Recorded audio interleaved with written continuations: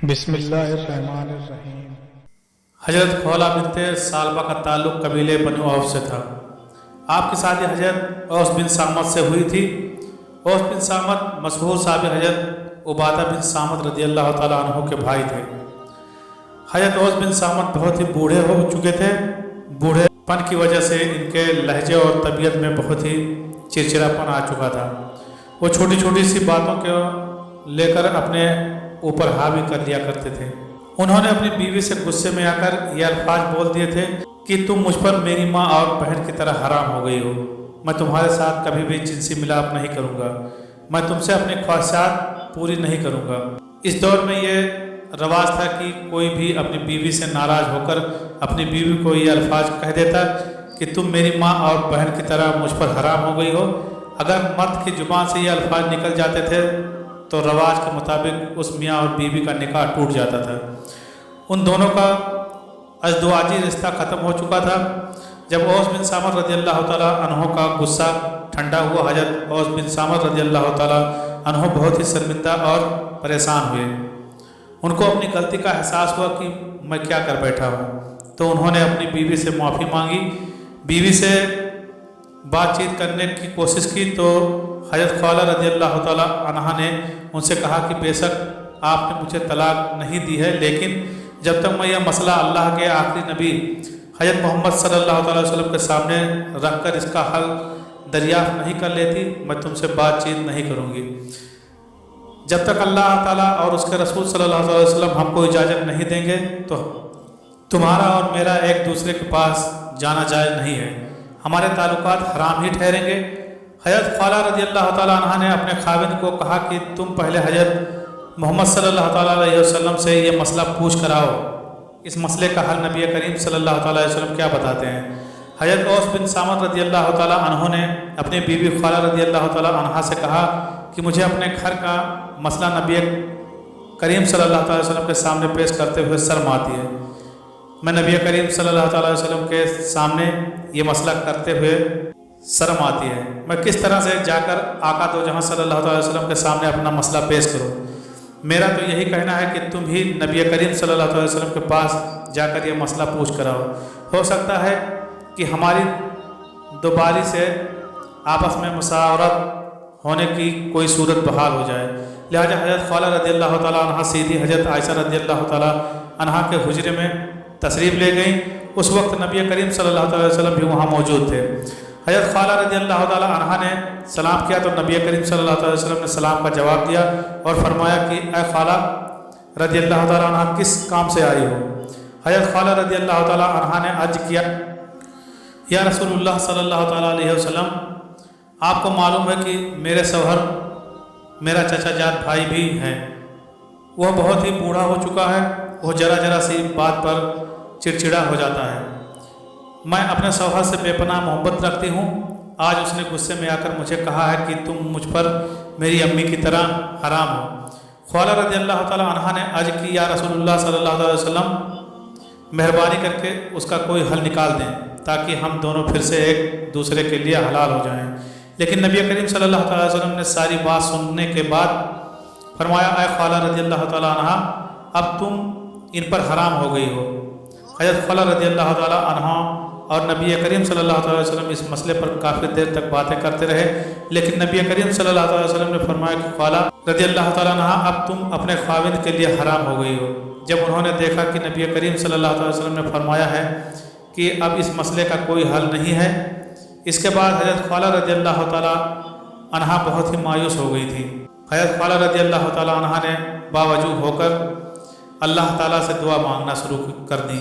या अल्लाह, मेरे खाविंद औस ने मुझे ये अल्फाज कहे हैं, मैं अपने शौहर से बहुत ही प्यार करती हूँ।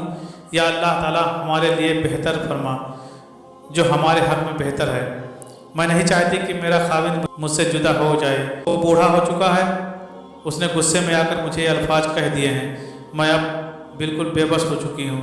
अब तेरे सिवा मेरे एहतजाज सुनने वाला कोई नहीं है। या अल्लाह ताला हमारे लिए कोई ऐसा रास्ता निकाल दे ताकि हमको नबी करीम सल्लल्लाहु अलैहि वसल्लम पर फिर से एक दूसरे के लिए हलाल करार दें।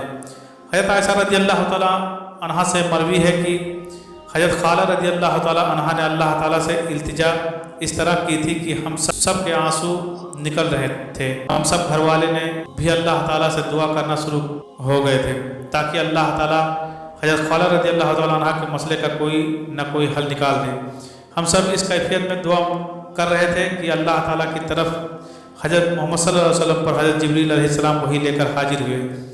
حضرت محمد صلی اللہ علیہ وسلم کی یہ حالت دیکھ کر حضرت عائشہ سمجھ گئیں تھی کہ اللہ تعالیٰ کی طرف سے کوئی وحی نازل ہوئی ہے.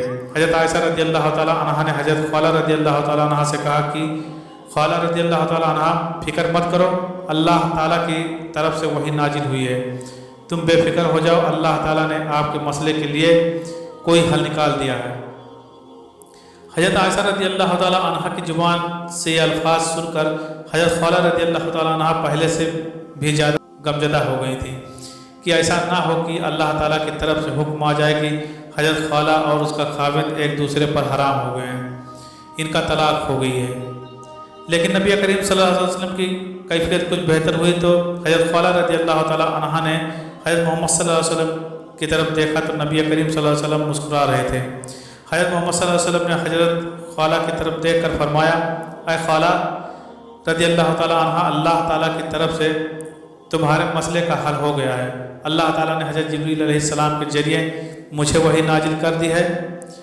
وہ وحی اللہ تعالیٰ کے نبی کریم صلی اللہ علیہ وسلم نے حضرت خالہ رضی اللہ تعالیٰ عنہ کو پڑھ کر سنائی.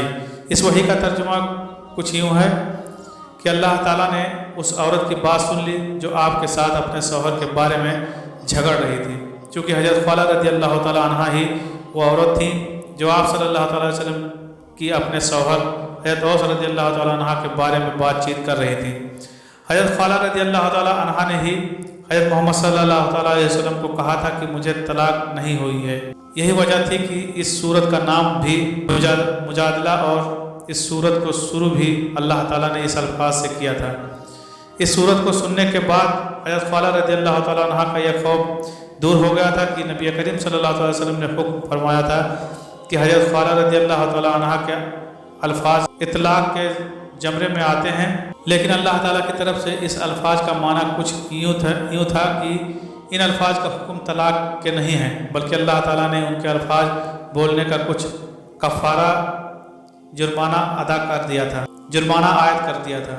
رسول اللہ صلی اللہ علیہ وسلم نے فرمایا کہ اے خالہ، گھر جا کر اپنے شوہر سے کہہ دو کہ اللہ تعالیٰ کی طرف سے وحی نازل ہوئی ہے کہ تمہارے ان الفاظ کا یہ کفارہ ہے، تم کوئی لونڈی یا غلام کو آزاد کر دو.